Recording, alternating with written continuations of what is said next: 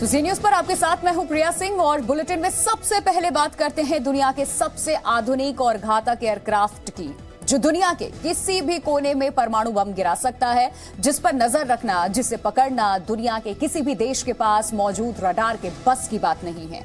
America की सेना में आज आसमान का सबसे घातक हथियार शामिल हो गया। दुनिया का सबसे आधुनिक 6वीं पीढ़ी के इस एयरक्राफ्ट का नाम B-21 रेडर है, जिसकी ताकत के बारे में जानकर दुनिया में अमेरिका के सभी दुश्मनों के दिल में खलबली मच गई है।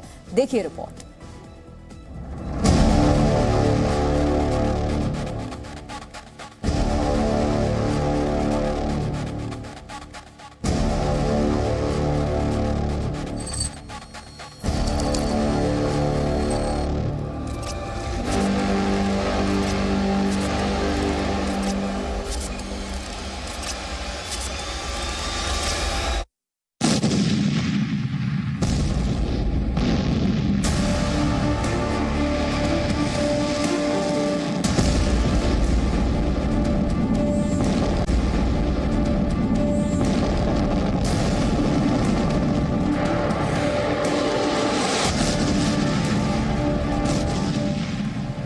एक पर्दा हटा और दुनिया की सबसे मजबूत वायुसेना रखने वाले देश अमेरिका ने दुनिया को कुछ ऐसा दिखा दिया जिसके बाद अमेरिका के हर एक दुश्मन के दिल में खलबली मच गई। ये अमेरिका का दुनिया का सबसे उन्नत फाइटर प्लेन B-21 रेडर है, जो अब अमेरिका की वायुसेना में शामिल हो चुका है। B-21 रेडर की एंट्री के साथ दुनिया में सबसे शक्तिशाली कही जाने वाली अमेरिकी सेना को एक ऐसा फाइटर प्लेन मिल गया है जिसका तोड़ दुनिया के किसी देश के पास नहीं। अमेरिका का दावा है न रूस, न चीन, न दुनिया का कोई दूसरा देश B-21 रेडर की उड़ान का पता लगा सकता है और न ही उसके मिशन को रोक सकता है। अगले साल से ये दुनिया भर में अमेरिका के खतरनाक मिशन को अंजाम देने के लिए तैयार भी हो जाएगा। हम आपको अमेरिका के सदृश ब्रह्मास्त्र की सारी ताकतों के बारे में बताएंगे, लेकिन उससे पहले आप ये जान लीजिए कि जो रफाल भारत का सबसे हाईटेक फाइटर प्लेन माना जाता है वो 4.5 जनरेशन का है, वहीं B-21 रेडर 6 जनरेशन का लड़ाकू विमान है। इसकी ताकत के बारे में एक एक बात जानने से पहले सुनिए इस फाइटर प्लेन के बारे में अमेरिका के रक्षा मंत्री ने क्या कहा है। The B-21 Raider is the first strategic bomber in more than 3 decades. It is a testament to America's enduring advantages in ingenuity and innovation. And it's proof of the department's long-term commitment to building advanced capabilities that will fortify America's ability to deter aggression today and into the future. चलिए अब हम आपको B-21 raider की उन खूबियों के बारे में बताते हैं जिसकी वजह से ये अमेरिका के दुश्मनों का अदृश्य काल कहा जा रहा है।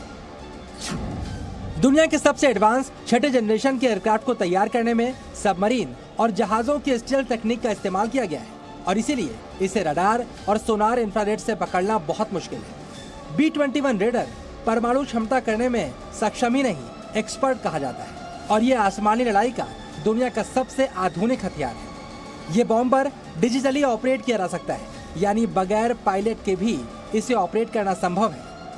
B-21 रेडर में क्लाउड टेक्नोलॉजी का इस्तेमाल किया गया है, यानी हमले के बाद भी इसका डेटा पूरी तरह से सुरक्षित रहेगा। इसकी सबसे बड़ी खूबी इसकी रेंज है। दुनिया के किसी भी कोने में B-21 रेडर हमला करने में सक्षम है।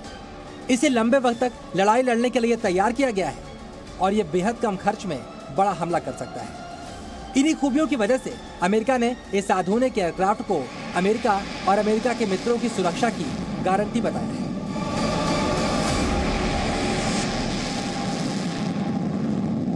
The credibility of our joint force depends on our ability to operate at the time and place of our choosing, to field long-range sensors and weapons, and to achieve effects in the most contested environments. The B-21 unveiled here is part of this credible joint force that will uphold the rules-based international order for the United States and all of our allies and partners for future generations. चलिए अब आप समझिए आखिरकार ये आधुनिक bomber America ने तैयार कैसे किया और अमेरिकी सेना में इसके शामिल होने के मायने क्या है। B-21 रेडर को नॉर्थरॉप ग्रूमेन कंपनी ने बनाया है।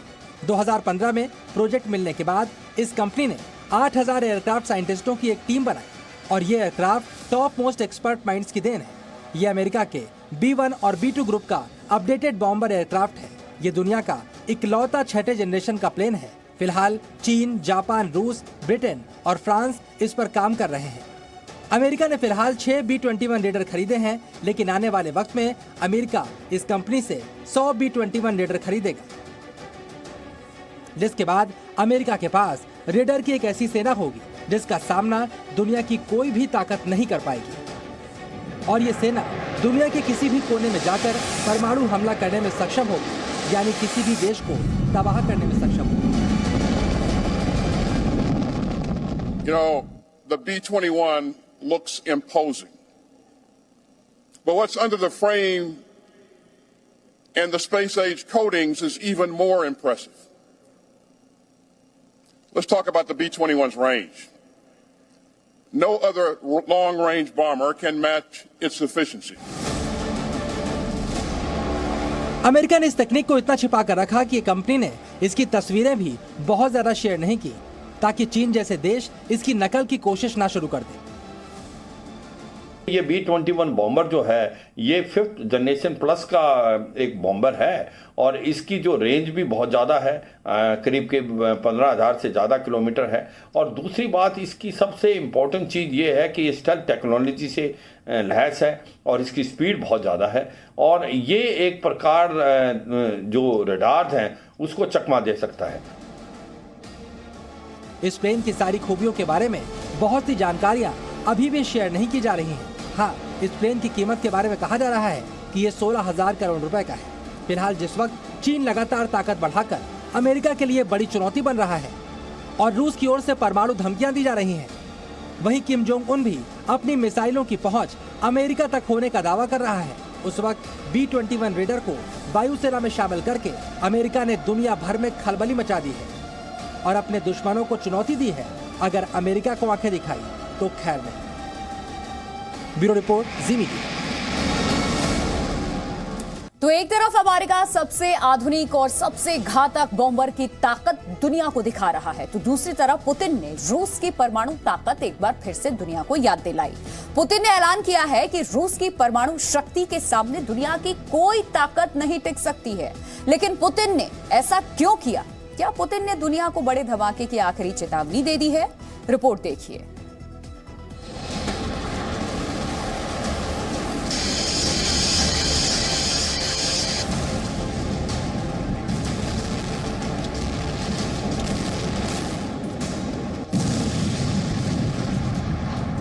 दुनिया के सबसे ज्यादा परमाणु बम रखने वाला देश रूस।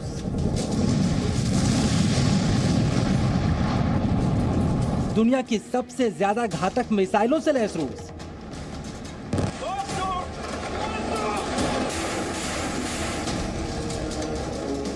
रूस, जिसकी कमान दुनिया में सबसे ज्यादा आक्रामक नेता व्लादिमीर पुतिन संभाल रहे हैं, उस रूस ने एक बार फिर से परमाणु हथियारों का जिक्र करके दुनिया की महाशक्तियों को चैलेंज दे दिया है। यूक्रेन वॉर के बीच इस चेतावनी के कई मायने निकाले जा रहे हैं। क्या पुतिन एक बार फिर से बड़े धमाके की तैयारी कर रहे हैं? क्या पुतिन एक बार फिर दुनिया में परमाणु खलबली मचाने वाले हैं? इन सारे कयासों को पुतिन के एक बयान ने जन्म दिया है, जिसके बाद यूक्रेन से लेकर अमेरिका और नेटो देश सभी टेंशन में नजर आ रहे हैं। पुतिन ने दुनिया को एक बार फिर से बताया है कि दुनिया में रूस के परमाणु हथियारों का कोई तोड़ नहीं। Росатом вносит огромный вклад в укрепление потенциала сдерживания, усиление мощи нашей ядерной триады, в разработку и постановку на боевое дежурство перспективных систем вооружения и военной техники. Многие из них не имеют аналогов в мире. इस बात को तो सारी दुनिया मानती है कि रूस के पास दुनिया में सबसे ज्यादा परमाणु हथियार मौजूद है। इसके अलावा रूस जल, थल और वायु से इन हथियारों को दुश्मनों पर लॉन्च भी कर सकता है। ऐसे में रूस से किसी भी सीधी भिड़ंत से सुपर पावर अमेरिका तक बचने की कोशिश करता है। यूक्रेन वॉर शुरू होने के बाद पुतिन कई बार परमाणु युद्धाभ्यास भी कर चुके हैं, अपने परमाणु हथियारों को परख चुके हैं लेकिन दुनिया के सर्वश्रेष्ठ परमाणु हथियारों को रखने के दावे पर विशेषज्ञों का क्या कहना है, वो भी सुन लीजिए। अगर किसी की एज है तो रूस की है। रूस के पास नहीं कि हथियार ज़्यादा है, ये तो सच्चाई है। न्यूक्लियर वार हेड भी सबसे ज़्यादा है वर्ल्ड में, अमेरिका से 500 के करीब ज़्यादा। दूसरा जो उनको कैरी करने का है, न्यूक्लियर वार हेड को कैरी करने वाली मिसाइलें हैं वो ज़्यादा आधुनिक हैं, स्पेशली हाइपरसोनिक मिसाइल। वो अभी अमेरिका ने नहीं बनाई है। जो हाइपरसोनिक मिसाइल समृद्ध है वो रूस की काबिल तारीफ है। चलिए अब आप ये भी समझिए आखिरकार पुतिन अचानक अपनी परमाणु ताकत के बारे में दुनिया को क्यों बता रहे हैं। सच्चाई ये है कि इस वक्त यूरोपीय देश चाहते हैं यूक्रेन वॉर खत्म हो जाए, क्योंकि सर्दियों में ये वॉर यूरोप को बहुत महंगी पड़ने वाली है। दुनिया में इसकी कोशिशें भी शुरू हुई हैं, लेकिन यूक्रेन पर रूस से बातचीत करने के लिए पश्चिमी देशों ने शर्त रख दी है। जर्मनी के चांसलर ओलाफ शोल्ज ने पुतिन से फोन पर वार्ता की और रूस के सामने बातचीत के लिए यूक्रेन से वापसी की शर्त रखी, जिसे रूस ने अस्वीकार कर दी। कुछ ऐसी ही शर्त फ्रांस के राष्ट्रपति इमैनुअल मैक्रों से मुलाकात के बाद अमेरिका के राष्ट्रपति जो बाइडेन ने भी रूस के सामने रखी। Look, there's one way for this war to end, the rational way. Putin to pull out of Ukraine, number one. But it appears he's not going to do that. He's paying a very heavy price for failing to do it, but he's inflicting incredible carnage on the civilian population of Ukraine, bombing nurseries, hospitals, children's homes. लेकिन रूस की ओर से साफ साफ कह दिया गया है, झुकना तो यूक्रेन को ही होगा और शर्तें भी पुतिन की मानी जाएंगी। रूस लगातार पश्चिमी देशों पर यूक्रेन को हथियार देकर जंग भड़काने का आरोप लगा रहा है और पुतिन की परमाणु धमकी भी यूक्रेन और उनके सहयोगियों को ये याद दिलाने की कोशिश ज्यादा लग रही है कि अगर रूस ने धमाका कर दिया तो यूक्रेन का नामो निशान मिट जाएगा और रूस के बम से बचाने यूक्रेन को कोई नहीं आएगा। उसने जिस प्रकार से हाइपरसोनिक मिसाइल बनाई हैं, जिसकी रेंज करीब 13,000 से 18,000 किलोमीटर है, जो कि स्पीड है उसकी 5 साउंड से 5 गुना ज़्यादा की, और वो जो सरमत न्यूक्लियर पावर्ड सबमरीन से भी वो फायर की जा सकती है। और ये जो हाइपरसोनिक मिसाइल है ये एक गेम चेंजर है। ये न्यूक्लियर हथियार को कैरी करती है। ये एक तो इसकी स्पीड बहुत है, दूसरा इसकी रेंज बहुत ज़्यादा है और इसको डिटेक्ट करना बड़ा मुश्किल है।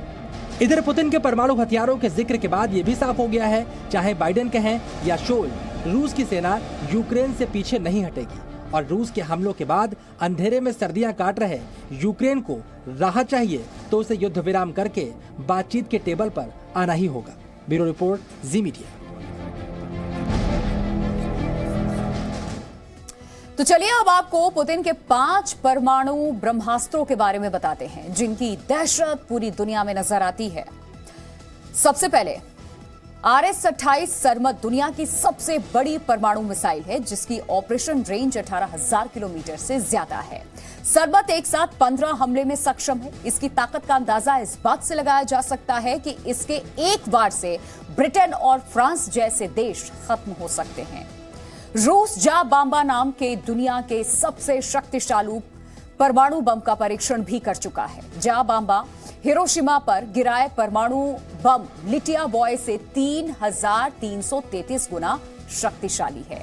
रूस की किंजल हाइपरसोनिक मिसाइलें MiG-31 के लड़ाकू विमानों में तैनात की गई है जो आवाज से 10 गुना ज्यादा रफ्तार से दुश्मन देश पर परमाणु हमला कर सकती है। रूस के पास महाविनाशक 2S7 पाइनो तोप है जिन्हें सोवियत एटॉमिक तोप भी कहा जाता है। यह परमाणु बम से लैस गोले दागने में सक्षम है। यह किसी छोटे इलाके को तबाह करने में भी सक्षम है। रूस के पास दुनिया की सबसे बड़ी बेलगोरोड एटमी सबमरीन है। इसका कुल वजन 14,700 टन है। यह सबमरीन पोसाइडन टारपीडो से लैस है जो रेडियो एक्टिव सुनामी पैदा करने में सक्षम है। और चलिए अब आपको बताते हैं नॉर्थ कोरिया के शासक किम जोंग की, जिनके एक फरमान से नॉर्थ कोरिया में हड़कंप मच गया है। किम जोंग ने साल के अंत तक नॉर्थ कोरिया के लोगों को नाम बदलने का निर्देश दिया है। किम जोंग ने कहा है कि लोग अपने नाम बम और बंदूक जैसे रखें। किम ने ऐलान किया है कि ऐसा नहीं करने वालों को कड़ी सजा दी जाएगी। रिपोर्ट दिखाते हैं।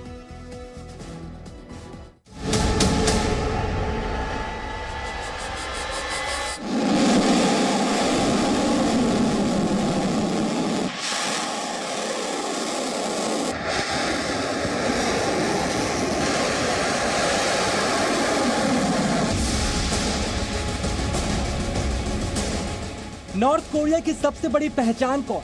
जवाब किम जोंग। नॉर्थ कोरिया सबसे ज्यादा परेशान किससे? जवाब किम जोंग से। अपनी परमाणु और मिसाइल सनक से दुनिया में अलग थलग हुए किम जोंग के अजीबोगरीब फरमान अपने लोगों की मुश्किलें बढ़ाते रहते हैं।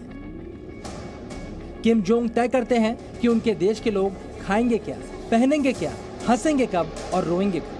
लेकिन इस बार किम जोंग ने कमाल ही कर दिया। अब किम जोंग ये भी तय कर रहे हैं कि उनके देश के लोग अपने बच्चों का नाम क्या रखेंगे। अब किम जोंग ने अपने देशवासियों को नाम बदलने का फरमान सुना दिया है। किम जोंग ने देश के नागरिकों को अपना नाम बदलने के लिए कहा है। किम जोंग चाहते हैं कि नॉर्थ कोरिया के लोग अपने नाम के आगे कुछ क्रांतिकारी जोड़ें। लोग अपना नाम बम और बंदूक जैसा रखें और अगर लोगों ने यह फरमान नहीं माना तो उन्हें सख्त सजा भी मिलेगी। किम जोंग ने साल के अंत तक सभी नागरिकों को नाम बदलने का फरमान सुना दिया है। चलिए अब आप किम जोंग के इस फरमान के पीछे की वजह भी समझिए। किम जोंग के मुताबिक दक्षिण कोरियाई शैली के नाम अब पश्चिमी संस्कृति का प्रतीक बनते जा रहे हैं। किम का आदेश सिर्फ नए बच्चों पर लागू नहीं होगा बल्कि देश का हर नागरिक इसके दायरे में आएगा। वहाँ के अधिकारियों ने कहा है कि लोगों को अपने नाम चाइनीज, जापानीज या साउथ कोरियन स्टाइल में ना रख करके पैट्रियोटिक नाम रखने चाहिए और विशेष रूप से उन्होंने कहा है कि ये वोवेल एंडिंग नहीं कॉन्सोनेंट एंडिंग नाम होना चाहिए। कुछ उदाहरण जो दिए हैं उन नामों के अर्थ अंग्रेजी में ये होंगे कि वो बॉम्ब या मिसाइल या सैटेलाइट। नॉर्थ कोरिया के supreme leader Kim Jong Un देश में बच्चों का नाम रखने पर काफी सख्त है। किम जोंग ने आदेश दिया है कि बच्चों के नाम ऐसे ना रखे जाएं जो सुनने में कोमल लगे। चलिए अब आप उन विकल्पों के बारे में जानिए जो नाम के तौर पर किम जोंग ने नॉर्थ कोरिया के लोगों को दिए हैं। किम चाहते हैं नॉर्थ कोरिया में बच्चों के नाम चोंग इल रखे जाए जिसका मतलब बंदूक होता है। लोग अपने बच्चों का नाम चुंग सिम भी रख सकते हैं जिसका अर्थ वफादारी होता है। इसके अलावा पोक इल भी किम जोंग का पसंदीदा नाम है जिसका अर्थ बम होता है। चलिए अब आप उन नामों के बारे में भी जानिए जो रखने पर नॉर्थ कोरिया के लोग किम जोंग के गुस्से का शिकार हो सकते हैं। ये नाम किम जोंग को बिल्कुल भी पसंद नहीं। अगर नॉर्थ कोरिया में बच्चों का नाम एरी रखा गया जिसका मतलब प्यार करने वाला होता है तो किम जोंग नाराज हो। किम जोंग को सोरा यानी शंख भी पसंद नहीं। सू एमआई जिसका मतलब सुपर ब्यूटी होता है, अगर ये नाम रखा गया तो भी लोग किम के गुस्से का शिकार हो जाएंगे। ये सभी नाम सॉफ्ट हैं इसलिए किम ने अपने देश में ऐसे नाम ना रखने का आदेश दिया है। फिलहाल लोग किम के इस आदेश से नाराज तो हैं लेकिन विरोध करने के बारे में सोच भी नहीं सकते। लोगों का विरोध अगर वहाँ पर होता भी है तो उसकी भी कुछ खबरें कभी कभी बाहर निकलती हैं। बाहर के लोगों को उनके बारे में ज़्यादा जानकारी नहीं मिल पाती और वहाँ के लोगों को बाहर के बारे में उन्हें यह नहीं पता है कि दूसरे देश उनके बारे में क्या सोचते हैं। और उत्तर कोरिया में जो डिसिडेंट्स हैं उनके साथ में जिस तरह का ब्रूटल ट्रीटमेंट होता है उससे भी वहाँ के लोग डर करके रहते हैं, वहाँ की मिलिट्री से और वहाँ की सरकार से भी। वैसे ये आदेश खुद किम जोंग पर लागू नहीं होता। कुछ दिनों पहले किम जोंग मिसाइल परीक्षण को देखने अपनी सबसे प्यारी बेटी जू ओ के साथ नजर आए थे जिसके नाम के मतलब में प्यारा आता है। फिलहाल नॉर्थ कोरिया के ज्यादातर लोगों के नाम अब बम और बंदूक जैसे सुनाई पड़ने वाले हैं क्योंकि किम जोंग को ये नाम ही पसंद है। ब्यूरो रिपोर्ट, जी मीडिया। वैसे ऐसा पहली बार नहीं है कि किम जोंग ने कोई अजीबोगरीब फरमान सुनाया हो। इससे पहले भी किम जोंग ने तुगलकी फरमान नॉर्थ कोरिया को हैरान परेशान करते रहे हैं।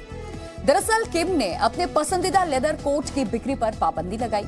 किम जैसा लेदर कोट पहनने पर जेल हो जाती है। टाइट पैंट पहनने पर पाबंदी लगाई। किम ने टाइट पैंट को बताया अश्लील। पिता की 10वीं बरसी पर लगाई पाबंदी। हंसने, शराब पीने और शॉपिंग पर रोक। जोर जोर से रोने पर भी पाबंदी लगाई। मौत होने पर 11 दिन के बाद अंतिम संस्कार।